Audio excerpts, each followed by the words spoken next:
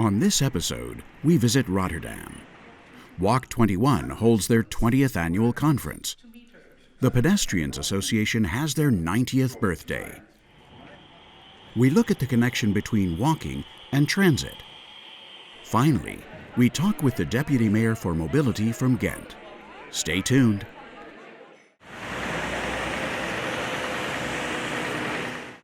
We're in Rotterdam talking with Jim Walker with Walk 21. You've said it before, but we might have some new viewers. What is Walk 21? Okay, so Walk 21 is now a foundation, has been for a couple of years. We are here to try and help everybody walk, to choose walking as the most natural thing to do in our cities and in our daily lives. And what are you doing here in Rotterdam? Well, we've been doing conferences now, an annual conference for 20 years, and this is our 20th event. So it's been a bit of a milestone for us to connect with old friends, but also now come here into Holland, see what's happening in Rotterdam, and meet up with some new people and try and inspire a bit more action back in Europe for the first time in 4 years. What attracted you to Rotterdam? Well, it's an interesting place because, we met up with one or two people initially who said, look, we've been doing an awful lot of work to try and get people into our city and get them to stay. It was all about dwell time. So they had a 10-year program of inviting people, creating these sort of public spaces where people would come and sit, basically. And it's an impressive program. They've spent a lot of money making it look really, really nice right in the middle of town. And they said, but we realise that the streets that connect these places aren't necessarily active enough, and I think connecting communities into these spaces has really been at the heart of their enthusiasm, I guess, to connect with the walking agenda. Now, does that mean they're going to have to redesign and rebuild some of their streets? I think, that when you look around the streets here, as an example, you see, there's not a post in this city that hasn't got a bike attached to it. But also there are trees, there is wide sidewalks, footpaths, the traffic's slow. It's designed in a comfortable, balanced way. And so I'm sure there are still streets that still need that treatment. But I think after 10 years, what they have proven is that you can change things with a consistent policy in a relatively short period of time. Now, what it's like on the sort of outskirts of Rotterdam, they know that sorting out the middle was really the easy bit.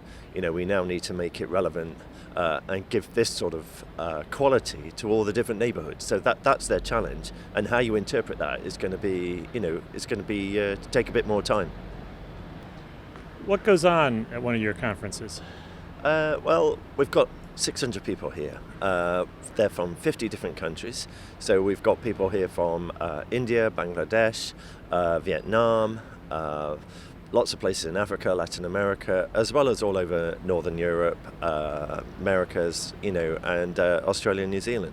Basically, what we do is we come together, and whether you're an engineer, a planner, health expert, there's people here, economists even, from all sorts of different backgrounds. But that multidisciplinary sort of weaving that we try and curate with quite a complicated program, but we had over 200 presentations over the last 3 or 4 days, and basically that allows people to sort of expand their understanding about how walking can connect and what it is, how it can be used as a solution really to many of the everyday issues that we're all facing, things like congestion, obesity, climate change. These are things where we are relevant. We just try and put the science together and explain how we can help. Did people ever get out of the conference center? Yeah, I normally try and do 10,000 steps. We all know that that's the plan. I think this year I got down to as little as something like 1,500. I recognise that, there's been a bit too much sitting. But actually, at the same time, every session had some workshops, where we take people out. And I think there's been over sort of 30, maybe even 40 workshops. And so I know people have got out and they have gone and sort of seen what it's like, what they're all up to here. And it's not just sort of giving people a pat on the back. There are some good things, a lot of good things that they've done here, but they also need some help. They know that. And so it's a chance for that international community to come and, yes, validate, but also assist. Sometimes it just gets a bit too difficult. Even the obvious things right under your nose just might need a little bit of a push from an international expert. So where are you going next year? Well, the great news is we're going back to Asia. We're in Hong Kong a couple of years ago, but we're now going to Seoul, the capital of South Korea. The mayor there, he's been chairman of C40 Cities. He's really involved at ICLE, a number of sort of global organizations who are really trying to make sustainable cities. But his particular commitment is about walking. He says to me that he doesn't make any significant decision until he's been for a walk first. And I thought that was a really good starting point. But more than that, he's really keen on making sure his community of 10 million people in that city are not just engaged and involved, but actually, really part of listening to their ideas, and they can actually come up with whatever they want to do in their streets. It's a really interesting sort of partnership they've got going on with the Seoul Metropolitan Government, and what really drives him more than anything is this, what he calls joy. He says they're a city of dreams, and ultimately, how do you give people joy? He thinks that's about giving people nature, connecting them back to the mountains, the streams, the rivers that are all around the city itself, which make it really quite special. But it's getting them back on their feet. So we're going to be there helping them literally put, get them to understand what is underneath their souls as well as in their souls. And so let's go to Seoul.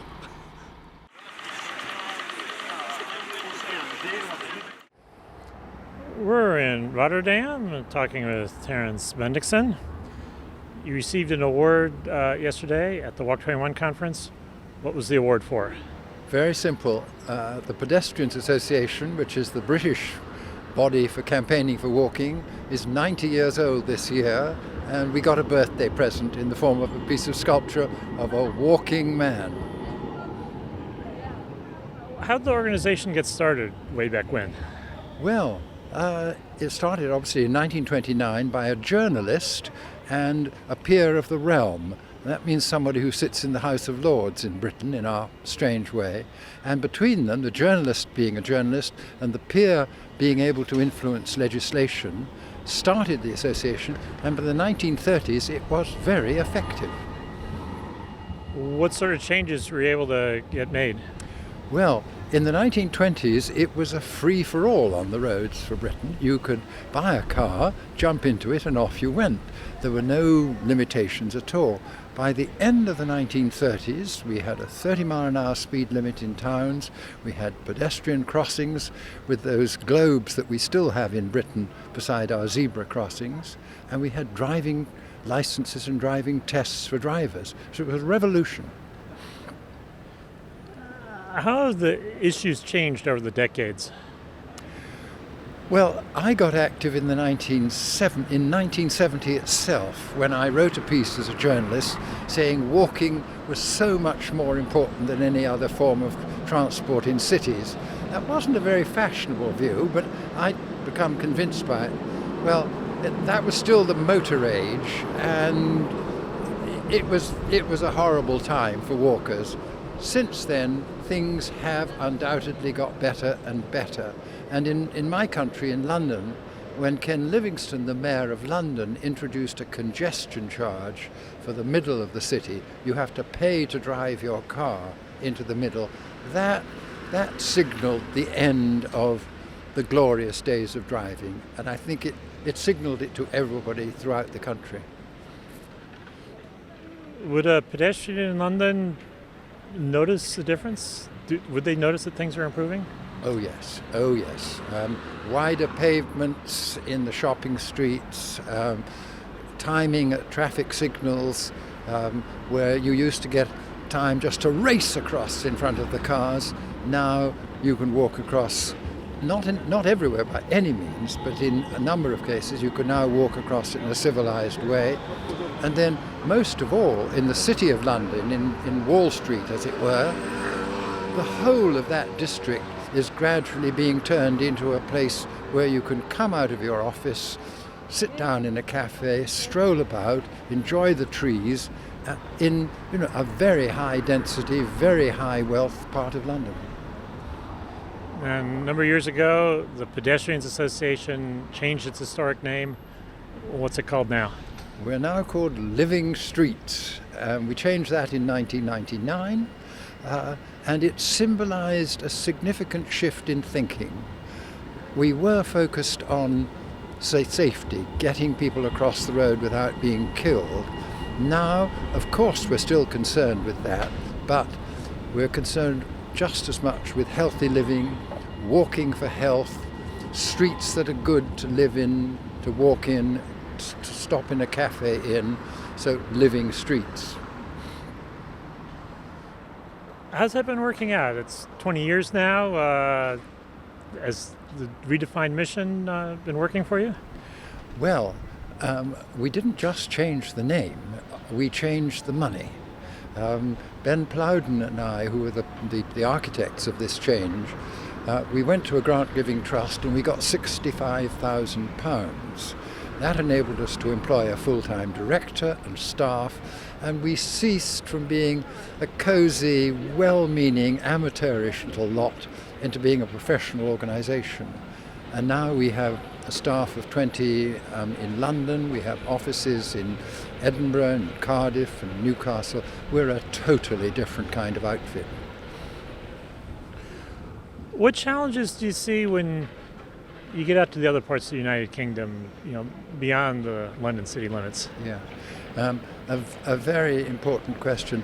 There are many, many good signs. You can go to Newcastle and walk down Northumberland Avenue, and it's both a beautiful street and completely pedestrianised. You can go to Oxford and you can see the middle of that, completely pedestrianised. But the car is still king in provincial England in a way that it's not in London. In London, the number of people owning cars and the number of people using cars is going down. You don't see that decline elsewhere, and therefore walking is not so much on the up.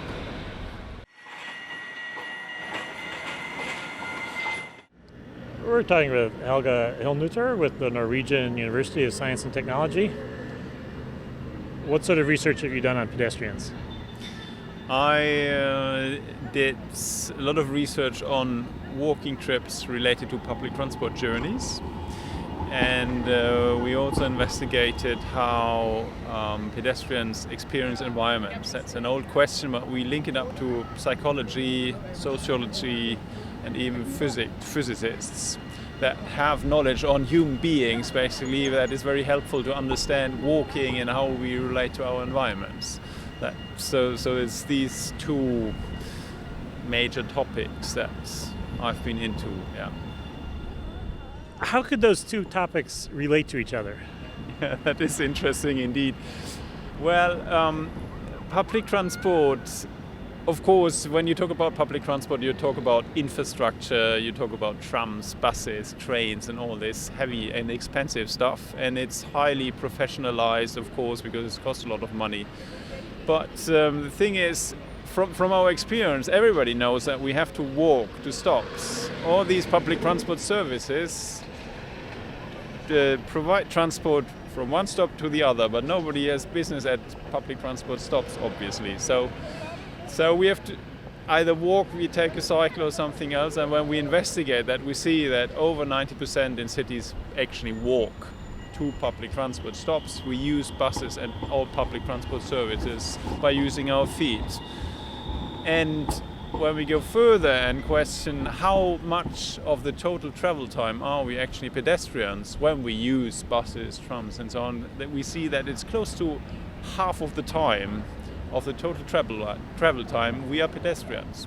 So you might ask already, why do we call that actually public transport if there is so much walking involved?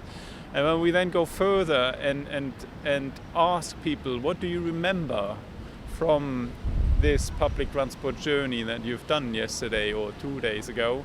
The memories that come up, most of them relate to the time when they were pedestrians. About 70% of the memories are shaped from the time we spent walking to and from stops, we spent waiting at stops, we spent changing between different modes and so on.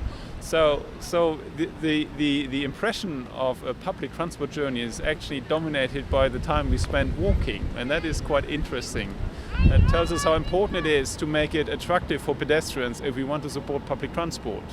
It's probably even easier to make it to support public transport by measures for walking rather than investing in expensive infrastructure. If you see that 30% of the memories, that is related to the infrastructure. The rest is walking in the city, in the public realm, and so on. So, what have you discovered about the nature of the environment that makes walking, more pleasant or less pleasant, whether you're going to the store or the transit stop, wherever you're going? Yeah. Well, we had a psychological approach to that, and so we looked after how do we experience time and what kind of emotions rise from urban environments, or do they rise? So that's an interesting question, and we did lots of observations, we did interviews, and when we combine that data, we can actually quantify how urban environments influence our emotions when we walk. And that is kind of a new thing. What we find is not so different from what we know, like interacting with cars is stressing, of course, like walking in parks is relaxing, and walking in pedestrian zones is kind of exciting, and so on. So we see that the new thing is that we can actually measure and quantify these effects. And that is often important when we start discussing the politics, when we start discussing about money, investments in urban environments. Of course, we also need to have facts and numbers on that. So that's kind of the new approach in that. But what we did also is we simply measured how long do people need to cross a certain a traffic road, for example, or how much lengthen detours, footwalks to stops, and so on. And when we put all these measures together, we see actually that it has a substantial effect. So we see that around 70% is what we can improve. So people walk longer when we have good walking environments, and they walk 70% longer distances. That's quite substantial, and that would mean, theoretically at least, when we have this what we call catchment area around the stops, they increase. And when in good walking environments, when people walk 70% longer, the catchment area gets 3 times as large. So the urban area from where public transport is accessible is much, much larger, without any investments in public transport itself. But you're getting more clients to public transport. You're getting more people to use public transport by doing it good for pedestrians in urban environments. And so it's a big business case for public transport. And I'm with a lot of others, surprised why public transport companies are not pushing that forward since years already.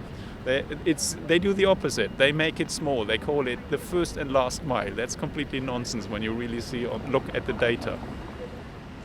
And the public transport company runs the buses, runs the trams.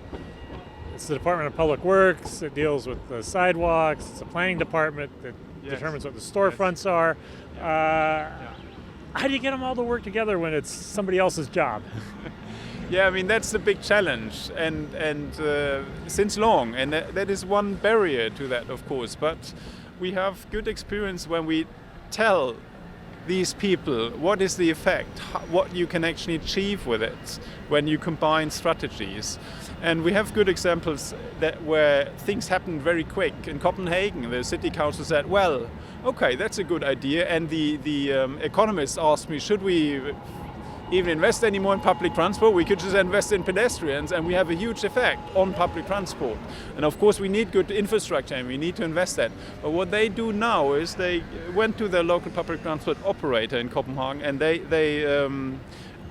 they organize a working group where people from both sides sit together, and we are kind of planning pilot projects. We did analysis on how large is the potential in certain urban areas or along certain public transport lines. So they start working together, and then step by step they themselves understand where do we have big potentials. And the other interesting thing is Copenhagen has a walking strategy since 2013, if I remember right. But the people from the city council were saying, well, we have that strategy, but it's complex. It's dealing with lots of small things, and then you stand in front of your whole city, and you don't know where to start. And now it makes it much easier for them. They say, yes, we start at the public transport stops. You have focus areas. That makes it much easier to implement and to start somewhere where this has more meaning, not only for walking, but also for public transport, but both. You support basically two things with the walking strategy, and that probably helps to reduce car use, hopefully. Where do you go next with your research? What's the next stage? What is the next stage? Yeah. Well, we are looking always after funds. It looks like that we got funds for 3 more PhDs now. It's not quite finished, but we came very far. Well, an interesting bit is to look at what can we do with technology. Can we link walking and public transport through technology? We have real-time data in public transport system that's standard today. So can we have real-time data on walking, perhaps on your phone? So these are technologies that are not there. We have apps with maps, but this is kind of really basic, I think, in terms of pedestrians. So can we actually do something in technology-wise for pedestrian that kind of really helps even more than just having a map? That is one thing that we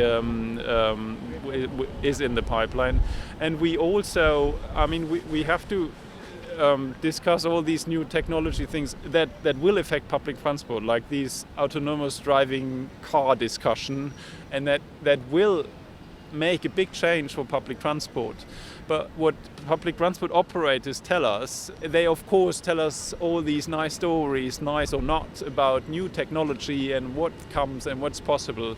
But they still, again, tend to forget that walking is part of it, and it will also in the future. We see when we model possibilities with autonomous cars that this won't work. It will not reduce driving.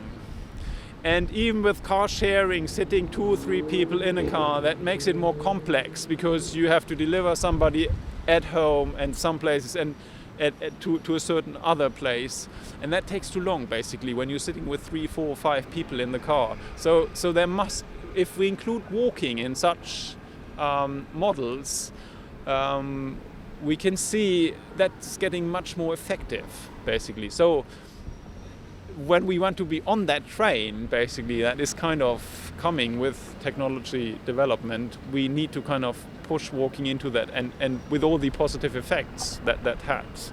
So this is something that we certainly going to study in the future. But we also continue working together with psychologists, with physicists, with sociologists. So that's what we're doing at our university right now. We're building alliances with these professionals to kind of work together to combine research, to develop new methods that we better can understand what is actually going on. How can we advance knowledge on walking that is also that provides data, but that also explains us more, so that we have data and the explanations on problems as how do we relate to urban environments when we walk and so on.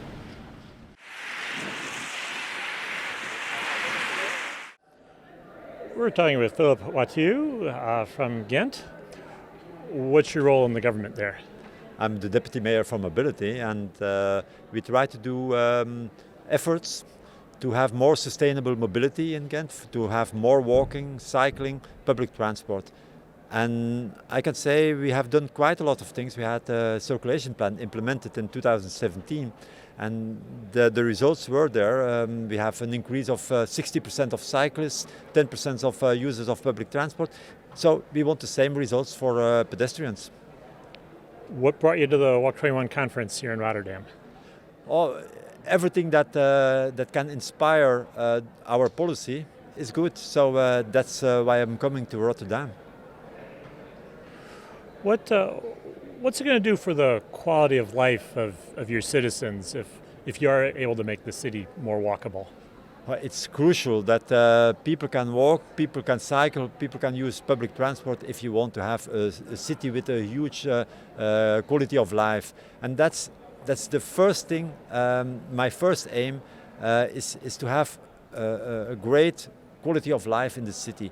People should like to live in our city. People should like to visit our city, because it's a pleasant city. It's a city where it's good to walk around, to cycle, to be there. So if we want to do that, we should have we should make clear choices. And one of those choices is that in your traffic system, in your mobility system, you have to take those modes that are good for people. So walking is good for people, walking is good for the city. What sort of changes will you be thinking about making that would make it more walkable?